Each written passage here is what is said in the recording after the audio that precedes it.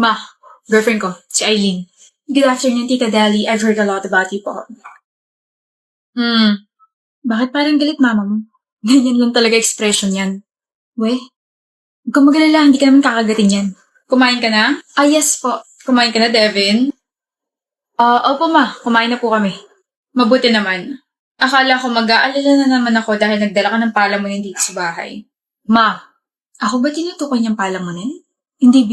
Ilan taon ka na ba na 21 po. May trabaho? Third year college, tita. Nag-aaral pa nga. Dagdag ka pa sa gastusin ng anak ko. Pa?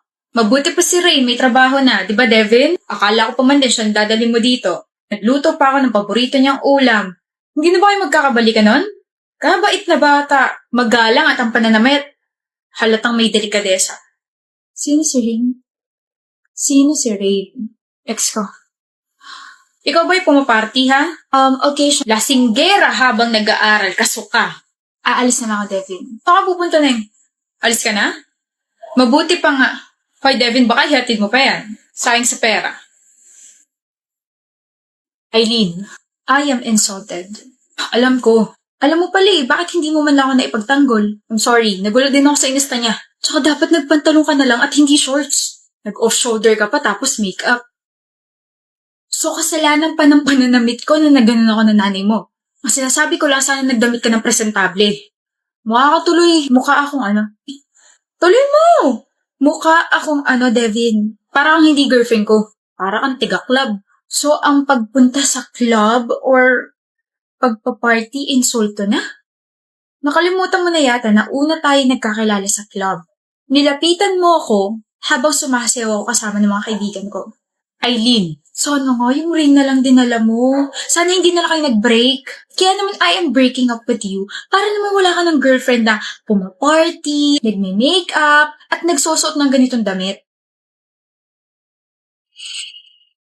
Baka di mo na naman ako pinapansin. Wala.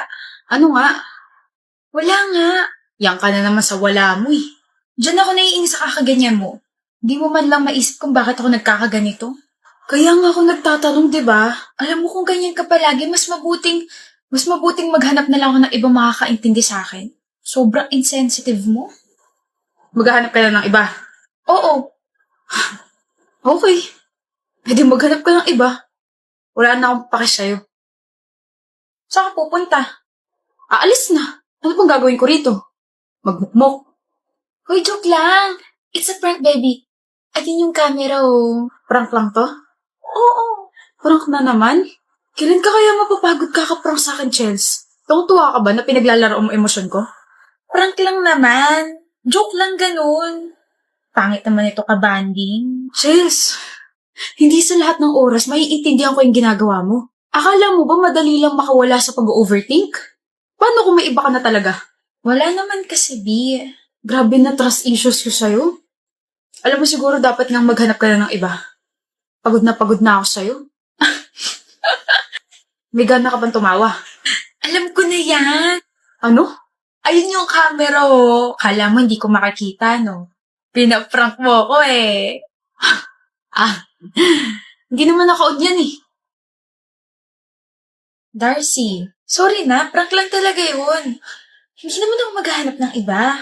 Ikaw pa may ganang umiyak? Hindi talaga naka-on yan kasi cellphone yung ginagamit kong pang-prank sa'yo, eh. Sa wakas, nakaganti na rin. Prank mo pa ako, ha? Tama, nakakalaro sa emosyon ko, bebe. Last na yung kanina. Kapag inulit mo pa yun, ay, naku talaga. Visit ka. Ikaw na una, tapos ako pa visit? Grabe talaga. Sino ba kasi nagpauso niyang breakup prank na yan? Kakasira ng emosyon. Hindi ka na, yayakapin na lang kita.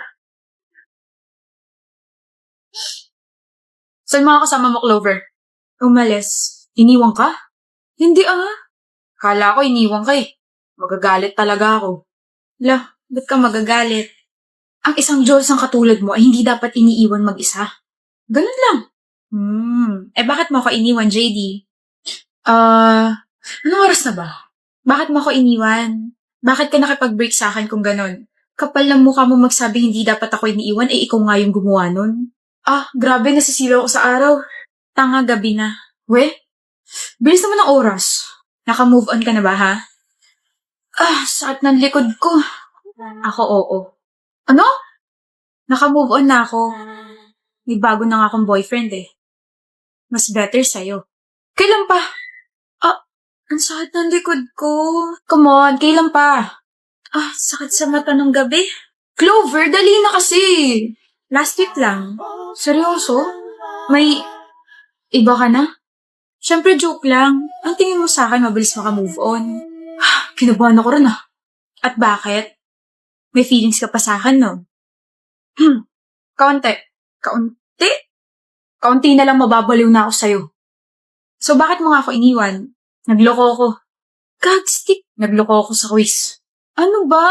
Pinakaba mo ko. Girlfriend ko hinahanga ng mga estudyante dahil matalino na maganda pa. Samantalang ako, eto, nag-cheat sa quiz. Bobo ka kasi. Bobo talaga ako. Ano? Bobo ka kasi. Nandito naman ako, tutulungan kita. Nahihiya kasi ako. Mahiya ka talaga. Ang talino at ganda ng girlfriend mo tapos ganyan ginagawa mo. Kaya tara na. Saan? Magbalikan tayo at tuturuan kita sa mga subjects na nahihirapan ka. Oy, nagniningning yung mga mata. Oo na. Masaya lang ako kasi hindi na kita ex. At hindi ka na magtatanong ng why kung bakit kita iniwan. Nasingit mo pa yung variables ha. Kilabutan ka nga. 1, 4, 3. Takti. I'll let you choose your partner for this project. Reporting will be on Tuesday, okay? Class dismissed. Lugi naman yung choose your partner. Paano pag walang masyadong friends? Oy, Claire, partner tayo. Naku, sorry, Hazel. May partner na ako eh. Jonathan, crush mo ko, di ba? Tara, partner tayo. May partner na ako, tsaka hindi na kita crush, no? Nireject mo ko eh. Paano kita hindi i-reject hindi pa nga kita jowa, demanding ka? Hindi na gusto ako maging partner. Pabuhat naman. Ako gusto kita, Yolo. Kagulat ka naman, Cruz. Gusto kita. I heard you, okay? Wala na akong choice, kaya sa'yo na lang ako. Akala mo naman gusto kita maging partner. Hoy, Cruz, wala na rin akong choice, no? So, tayo na lang. Oo, tayo na lang. Teka, bakit parang tunog ka diri yun? Hindi kita gusto. Gusto ko lang tusukin yung mata mo, Anton Cruz. Wala naman ako sinasabi, Hazel Yulo. Tsaka hindi rin kita gusto, no? Ingay mo, ang gaslaw mo, ang siga mo pa. Mas lalong hindi kita magugustuhan dahil, bakit parang walang mali sa'yo? Nakakairta naman. Ang ingay niyo, bakit hindi na lang kaya kayo? Kami ni na kaya. Partner na namin ang isa't isa. Yun ang ibig namin sabihin. Ano? Your place or my place? Cruz, hindi pa ako ready sa mature roles. Uy, gagawa tayo ng project. Isip mo bulok. Mas bulok ka. May pagganon ka pa kasi. Pwede namang sa cafe na lang malapit dito sa school. Don't be late tomorrow Tell that to yourself. Huwag mo ako masyadong isipin para hindi ka ma-distract bukas. Hirap naman yung gusto mo. Ngayon pa nga lang nadidistract na ako sa labi mo eh. Shucks, ano ba yung sinabi ko? Ba yan? Picture tayo. Kanino mo na naman isisend? Kay Benz. Nasaan na yun? I'm ready. Picture na. Teka, may na-realize lang ako. Bakit kayong magka-chat ni Benz? Bakit kayong magka-chat ng crush nating dalawa? Ha? Ay. Balita ko kayo na raw Paano mo nalaman?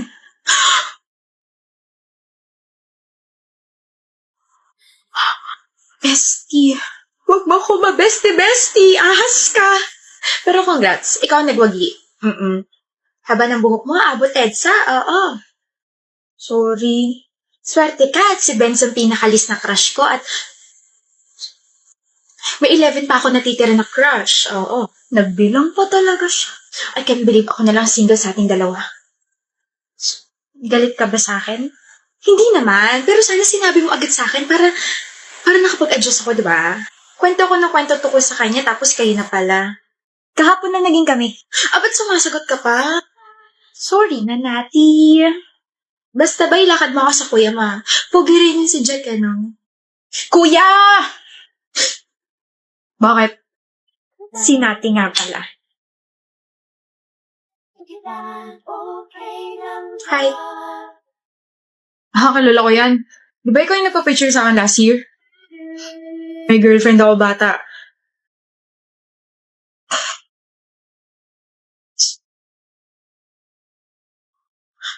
Bata? Bata? Kapal. Naman ako minor ah. 10 na lang yung crush ko, Jerry. Kailangan pa kumain ng kumain para sa love life ko. Visit ka kasi.